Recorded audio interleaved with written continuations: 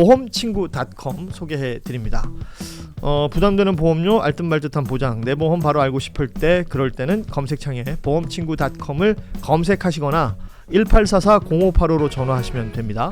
이미 가입했던 보험의 경우 뭐가 문제인지, 또 내가 가입한 보험에 어떤 장단점이 있는지 보험친구.com에서는 모두 무료로 상담을 해드리고 있습니다. 암보험, 종신보험, 실손보험, 그 외에도 화재보험, 배상책임보험, 운전자보험 등등 모두 상담이 가능하고요. 검색창에서 보험친구.com 그리고 화면에 보이는 QR코드 접속하시면 바로 사이트로 연결이 되고요. 전화 1844-0585 어디든 연락 주시면 보험친구라는 여러분의 든든한 친구를 만나실 수가 있습니다. 보험친구.com이었습니다. 자, 그리고 이번에는 지방선거 6월 3일날 치러지면서, 그러니까 국회의원 보궐선거도 함께 치러집니다. 지금까지 나와 있는 건 4군데가 있어요. 이재명 대통령 그리고 강훈식 비서실장이 떠난 자리, 그리고 민주당의 귀책으로 발생한 평택과 또 이제 군산, 김제, 부안 이쪽까지 4개가 나와 있는데, 지금 광역단체장 출마를 준비하고 있는 현역 의원들이 출마를 하게 되면 4월 30일까지 이걸 정리를 해야 되는 거죠. 정리를 해서 나가게 되면 또 그 자리가 빌 수가 있으니까 뭐 최대 10곳까지도 가능할 것이다. 이렇게 되면 뭐 미니 총선이다. 이런 평가들도 하고 있는데, 이 중에 관심을 받는 몇몇 인물 거론을 좀 해보자면, 먼저 조국혁신당의 조국 대표입니다. 지금 뭐 보니까 경기 평택을, 전북 군산, 김제, 부안, 갑 얘기가 이제 언론을 통해서 나오던데, 조국혁신당의 주장은 그거예요. 민주당의 귀책 사유로 발생된 재보궐이니까 민주당은 출마하지 마라. 여기서 민주당 부대변인의 이야기를 좀 들어보도록 하겠습니다. 뭐 어쨌든 정치, 이게 뭐 아직 교통 정리가 된 건 아니죠? 전혀 아니고요. 어쨌든 이분도 정치인이시니까 정치의 용어로 본인의 생각을 이야기를 하신 거라고 생각되고요. 결국 중요한 것은 민주당 지지자들의 혹은 민주당원들의 생각이고, 가장 더 중요한 것은 지역 주민들이 어떤 선택을 하는 것이 다 중요한 거지, 기계공학적, 정치공학적으로 여기는 이래서 안 되고 여긴 이래서 안 나오고 이렇게 하는 것은 전 주민들의 지지를 받기는 어렵지 않을까라는 생각입니다. 근데 여기 좀 출마 그 전북 군산하고 평택을은 후보 내기로 했던 거 아니었나요? 주말 사이에 민주당이 후보 낸다라는 결정을 한 걸로 알고 있는데, 거론되는 인물들이 되고 있고, 그리고 뭐 후보를 인위적으로 안 내는 것도 저는 맞지 않다고 보는 것이, 만약에 중대한 개인적 귀책 사유다 당에, 뭐 예를 들면은 중대한 어떤 성범죄를 저질렀다거나 뭐 중대한 비리를 저질렀다거나 이랬다면은 뭐 어느 정도 이해를 할 수도 있겠습니다만, 그런 사안은 아니거든요. 이게. 공직선거법 관련된 내용들이 거의 다였죠. 자, 뭐 조국 대표 얘기를 잠시 했고, 뭐 몇몇 인물들 중심으로 먼저 좀 얘기를 하겠습니다. 한동훈, 뭐 대구부터 시작해서 부산, 이렇게 전국을 돈다라는 그 일정을 뭐 공개를 했던데, 이번에 출마한다 그래요? 혹시 들었습니까? 아니요, 전혀 공식화된 걸로 없는 걸로 알고 있는데. 대구시장을 추천하고 싶습니다. 대구시장. 그러니까 광역 단체장이냐 아니면 재보궐 국회의원이냐 또 아직 안 정해진 것 같고, 출마를 할 것이냐 그렇지 말 것이냐 이것도 아직 안 정해진 것 같습니다. 더 나아가서는 정치를 할 것이냐 유명인으로 남을 것이냐도 있죠.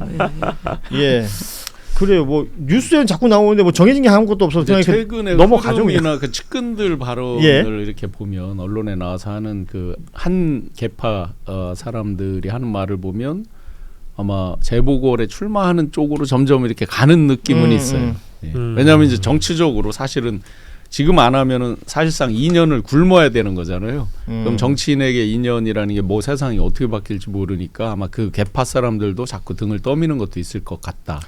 지방선거 관련해서는 요 얘기하고 좀 정리를 하겠습니다. 지금 보니까 그 개항을 이재명 대통령이 지었고, 여기에 김남준 이제 전 대변인이 됐군요. 청와대 대변인이 출마의 의지를 가지고 그 대변인직도 지금 사의를 표하고 나왔는데, 송영길 전 대표가 지금 이쪽으로 주소를 옮겼다는 거 아니에요? 이번에 무죄 판결을 다 받고 나서.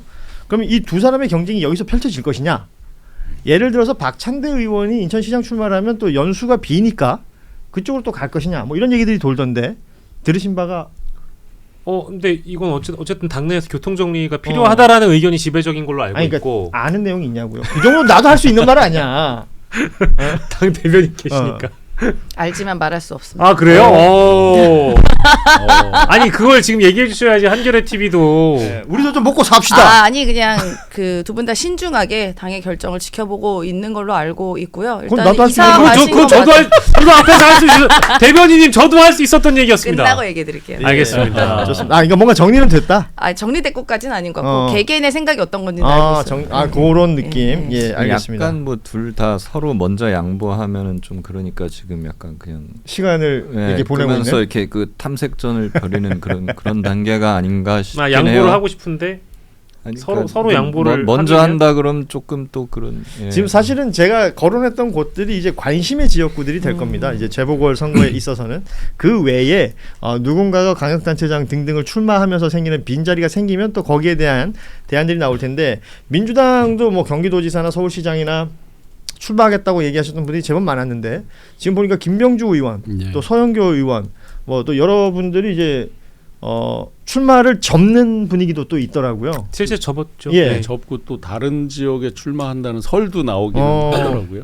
아무튼 이런 것들은 시간이 조금은 더 지나야지 좀 정리가 될 것 같다라는 생각이 들어서. 근데 이제 송영길 전 대표 같은 경우에는 그 지역에서 5선을 하셨잖아요. 그렇죠. 그러니까 이번에 만약에 계양을에서 재보궐 출마가 가능하면 이제 6선을 하게 되는 거라서 이제 뭐 어찌 보면은 지역 구민에게 자신이 원래 있었던 고향으로 돌아간다라는 뭐 이미지도 일단 먼저 주는 것이 중요하고 정치적인 명예 회복을 하기 위한 방법이니까.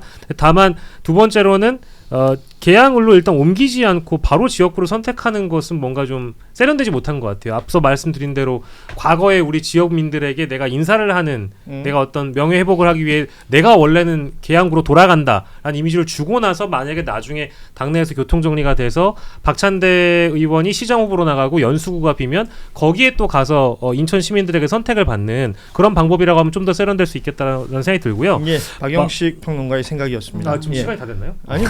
얘기해봐요. 그래요? 얘기해봐요. 김남준 대변인 같은 전 대변인 같은 경우에는 그 당에서 그런 부담이 있을 거예요. 대통령의 최측근인데 이거 나와가지고 만약에 떨어지면 대통령의 신임과 또 직결되는 거 아니냐. 청와대가 부담스러워할 만한 선택을 하지 않았으면 좋겠다. 그래서 오히려 좀 더 이제 민주당 안정지역인 계양을을 김남준 전 대변인에게 양보하는 그림을 주고 연수구 쪽이 오히려 보수세가 원래 강했던 지역이니까 송영길 전 대표 같은 정치적 무게감이 있는 거물을 거기에 공천하는 것이 훨씬 더 옳은 전략 공적 방법 아니냐라는 얘기가 많이 돌고 있는 거죠. 아니요, 제가 좀 말씀드리면 그 말씀 중에 사실관계 조금 확인해 드리면 계양 같은 경우는 송영길 대표님이랑 오랫동안 활동하시고 닦아내서 그냥 본인들 동네예요. 근데 잠시 비켜 나와 있었던 겁니다. 네. 그러니까 이재명 대통령이 이제 거기서 그렇죠? 의원 하시고 하는 동안에 같은 지역 사는 게 부담되니까 좀 용산 쪽으로 좀 전세로 떨어져 나가고 계셨다가 그러다가 다시 이번에 이사 들어오고 그냥 본인 동네로 다시 가신 거예요. 거기에 이제 그것도 사모님이 먼저 그냥 가셨더라고요. 그러니까 그 대표님과 상의 없이 그냥 내 살던 동네 그냥 일단 간다고 해서 이제 그렇게 그래도 남편한테 가신 얘기 좀 걸로 해주지. 통첩 이사했어 뭐 이런 네, 식으로 그래요. 예. 네, 그렇게 가신 걸로 알고 있어서 그걸 미리 뭐 이렇게 침발려 간 게 아니라 그냥 본인들 이웃이 그리워서 이제 가신 걸로 제가 알고 있습니다. 네. 자, 오늘 끝으로 좀 다뤄볼 이야기는 이 얘기 좀 하겠습니다. 지난 2월 19일에 있었던 윤석열 내란 우두머리 이 피고인의 1심 선고. 왜 그날 생중계 보신 분들은 다 아시겠지만 지기현 판사가 판결문 풀 버전을 읽은 게 아니라 일종의 요약본을 읽었잖아요. 네. 그러면서 자세한 내용은 이 판결문에 다 기재해놨습니다라는 얘기를 뭐 한 7, 8번 했던 것 같습니다. 그리고 나서 1000페이지가 넘는 판결문이 나왔는데 이게 뭐 국민 전체에게 공개되는 게 아니라 법조 기자단에만 공개를 했고요. 그마저도 윤석열과 김용현만 실명이 적혀있고 다 나머지는 익명 처리가 돼 있어요. 이거 이래도 돼요? 저는 전면적으로 특검법의 취지에 역행하는 역행하는 결정이다 이거. 그러니까 이게 등장인물이 몇 명인데 익명으로 이렇게 다 처리를 해가지고. 심지어는 재판 자체를 중계하도록 해놨지 않습니까? 예. 특검이. 그러면 판결은 당연히 공개를 해야 되는 거고 국회에도 보고하게 돼 있습니다. 그렇다고 한다면 거기서 말하는 판결문이라는 건 실명 판결문을 말한다고 보는 것이 당연한 해석이죠. 예. 역사적인 재판이기도 하고 예. 거기에 판결문에 이름이 올라가는 사람들은 아무리 조연급이어도 이 사람들은 다 역사에 박제돼야 되는 사람들인 거예요. 그렇기 때문에 이거를 익명화한다는 것은 말이 되지 않는 거고 당연히 실명화해야 되고 저는 이 내란 판결뿐만이 아니라 원래 그냥 모든 판결은 원칙적으로 실명화를 해야 된다고 주장을 하는 사람이에요. 특별히 어떤 미성년자 범죄라든가 성범죄 뭐 이런 개인의 인격적인 것 그런 부분과 관련된 특별한 사정이 있지 않는 한 전부 실명으로 공개해야 되는 것이 맞다 그렇게 봅니다. 아니 법조 기조단들한테 나 이게 너무 궁금한 거 뭐라고 설명해놨나 그랬더니 피고인 윤석열, 피고인 김용현 이렇게 적혀 있는데 나머지는 피고인 A, 피고인 B, 피고인 C, 피고인 D, 피고인 D, 피고인 F. 나중에 가면 Z를 넘어가면 AA, AB, AC 이렇게 그리고 이게 갑니다. 두 글자씩 조어가 등장하더라고. 뭐 AH도 있고 막 그렇더라고요. 그러니까 이거는 우리가 그나마 생중계에서 이름이 나왔던 선고가 됐던 그 인원들 정도는 대충 내가 유추해 볼 수 있겠는데 자꾸 읽다 보면 이 사건하고 이 사건하고 막 겹치잖아요. 맞아. 그럼 누가 어디에서 뭘 했는지가 알 수가 없어. 맞아. 우리가 봤을 때는. 제가 고소당한 걸 해서 띄어도 상대방 뭐 김건희 이렇게 하면 되는데 그냥 그걸 뭐 이렇게 이제 익명 지어놨단 말이에요. 사실은 다 알 수 있어요. 이렇게 저기를 A가 누구고 B가 누구고 알 수 있지만 정말 짜증 나는 거죠. 어차피 국민들에게 다 이미 생중계한 거고 밝혀야 될 이름들인데 말도 안 되는 거죠. 저 정도의 판결문은요 사실 법원이나 이런 데 알만한 사람들은 아는 사람들 통해 가지고 다 실명 판결문 받아봐요. 그러겠죠. 주민등록번호까지 다 찍혀 있는 걸로 받아봅니다. 예.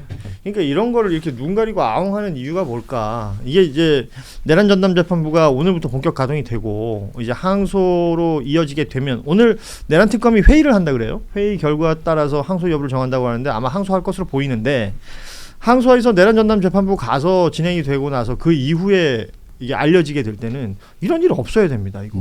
예.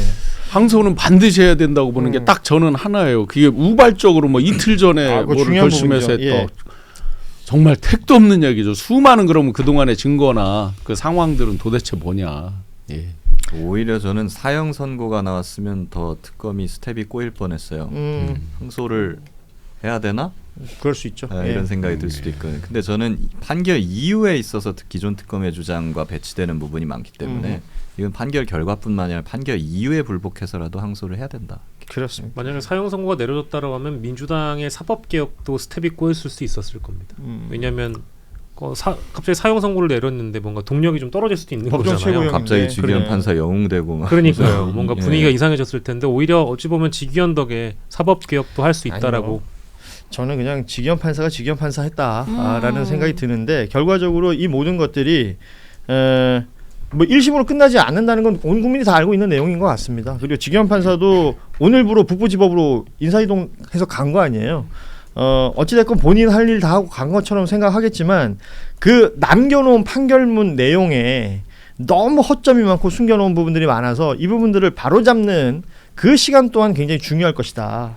이 얘기를 반드시 해야 되겠고 말씀하신 것처럼 뭐 홧김에 계엄했다 등등 있잖아요. 이런 것들 장동혁 대표 괜히 설레고 있잖아요 지금. 무엇보다 노상원 수첩을 되게 허접한 수첩으로 만들어버린 그 부분도 바로잡아야 될 부분이다라는 생각이 들고 뭐 워낙에 많은 양이 있으니까 이건 저희가 시간 될 때마다 또 다시 언급하도록 하겠습니다. 이제는 이제 지방선거 국면으로 들어서는 D-100일이 되는 날이고 우리 신용환 부위원장께서 지금 KTX 시간이 다 돼가지고요. 오늘 방송은 이쯤에서 마무리하도록 하겠습니다. 자, 오늘 함께해 주신 네 분 고맙고요. 저희 뉴스다이브는 내일 오후 3시 30분에 다시 인사드리겠습니다. 여러분 고맙습니다. 감사합니다. 보험친구.com 소개해 드립니다. 부담되는 보험료, 알듯말듯한 보장, 내 보험 바로 알고 싶을 때 그럴 때는 검색창에 보험친구.com을 검색하시거나 1844-0585로 전화하시면 됩니다. 이미 가입했던 보험의 경우 뭐가 문제인지 또 내가 가입한 보험에 어떤 장단점이 있는지 보험친구.com에서는 모두 무료로 상담을 해드리고 있습니다. 암보험, 종신보험, 실손보험, 그 외에도 화재보험, 배상책임보험, 운전자보험 등등 모두 상담이 가능하고요. 검색창에서 보험친구.com 그리고 화면에 보이는 QR코드 접속하시면 바로 사이트로 연결이 되고요. 전화 1844-0585 어디든 연락 주시면 보험친구라는 여러분의 든든한 친구를 만나실 수가 있습니다. 보험친구.com이었습니다.